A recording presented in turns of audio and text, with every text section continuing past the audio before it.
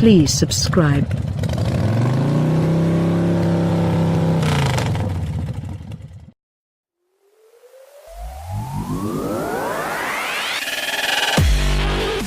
The Honda Clarity is a fuel cell vehicle designed to get around one of the persistent problems with electric cars: recharging.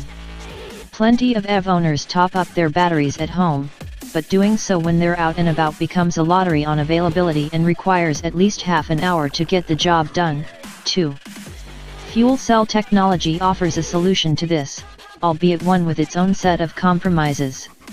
You fuel up the Clarity from hydrogen pump, in much the same way as you would put petrol or diesel into a regular car, and it takes roughly the same amount of time to do so.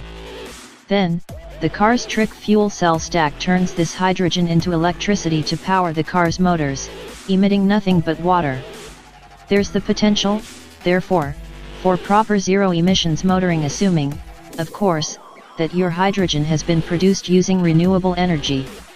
Honda claims the Clarity has the greatest range of any zero-emissions vehicle, at just over 400 miles, but with only about a dozen hydrogen refueling stations in the UK so far, chances are you'd still need to go out of your way to fill the tank.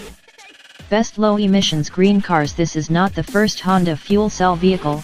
Its predecessor, the FCX Clarity, was leased to selected customers back in the early 2000s, allowing Honda to use the whole process as a data mining exercise on the tech and the habits of its users.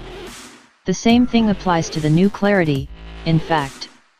Just 3 specially selected UK customers will get their hands on the car this year, in a deal where the only obligations on their part will be paying for the hydrogen and filling in hundreds of questionnaires for curious Honda engineers. By early next year, this figure will expand, but even then, there will only be 6 vehicles on British roads. The long-term goal is ambitious, though. By 2025, Honda expects 2 out of 3 cars that it sells in Europe to feature some form of electrification, either as a hybrid, a plug-in hybrid, a pure electric vehicle, or a fuel cell. This Clarity is a huge step on from the FCX. The new car's stack has a slightly higher output, 103 kilowatts compared with 100 kilowatts, but more importantly, it's now compact and robust enough to fit under the bonnet. Indeed, the packaging is clever enough for the Clarity to be a 5-seater, the first fuel cell saloon able to cope with 3 occupants in the back.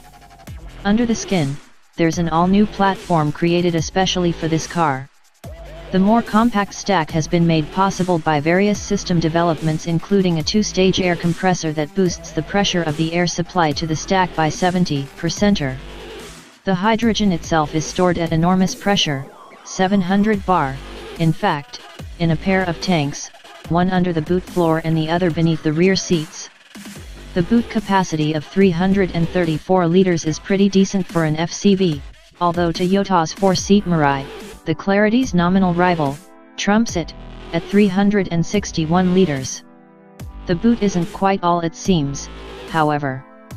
Honda proclaims that it can house 3 sets of golf clubs, but its shape is still badly compromised by the fuel tank, so you get a small lower section and then a big step that items are likely to slide off during even modest acceleration. The aperture is quite narrow, too, because of the hinge point on the hatch. From the outside, the Clarity has a few cues to hint at its green credentials. It's most notable in the side profile, which includes partly faired-in rear wheels that are designed to be as aerodynamically efficient as possible. There's a blade at the base of the back door that funnels fast-moving air down the flanks, too. There's also an odd treatment at the base of the rear hatchback, where the bodywork splits the glass in 2 in a bid to clean up the air. As a result, you get quite a cluttered view through the rear-view mirror. It's a big brute, mind you. The Clarity is 4,915 mm long and 1,875 mm wide, so it's bigger all round than a Ford Mondeo hatchback. The wheelbase is comparatively short, at 2,750 mm, but there's still room on board for 4 adults. A 3rd occupant in the rear is feasible, although the hefty central tunnel would become a pain after a while.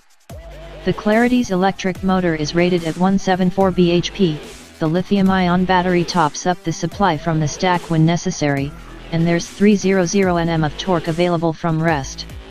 The car takes 9.2 seconds to reach 62 miles per hour, Honda claims, and it'll go on to a top speed of 103 miles per hour. On the road, it feels every bit a match for those figures and extremely refined with it. There's a distant bit of whine under hard acceleration, which feels brisk rather than rapid, but when you're traveling at 70 miles per hour the powertrain is absolutely silent. You're more likely to hear road noise if the surface is quite rough, or wind noise from the side mirrors if it's not. This sort of cruise is where the Clarity is at its best. Its chassis configuration is a mixture of McPherson struts at the front and a multi-link setup at the rear, but weighing more than 1,800 kilograms and measuring almost 5 meters in length, it's not the last word in agility. Honda's test route in Denmark involved a lot of straight, smooth roads, but the Clarity's steering was easy to trust, and the brake pedal modulation often a tough area to nail down in a car that mixes mechanical braking and energy recuperation feels impressively well resolved. The ride seems nicely sorted too, although the Clarity stays sufficiently flat in corners for us to suspect that rougher UK roads may catch it out a bit more often. If you are forced to sit in traffic, you're unlikely to be troubled by any mechanical noises. Occasionally the stack fires up to throw a bit of charge at the battery, but all you'll hear is a very faint groan, like a distant TIE fighter. The overall impression, then, is of a car that does a very good job of disguising its complexity. The only extraneous button on the dash seems to be the sport switch, which pumps up initial throttle response and introduces more aggressive brake energy recuperation. We doubt many owners would ever touch it. That's not to say that there's a shortage of tech to appeal to the sort of early adopter who may consider an FCV.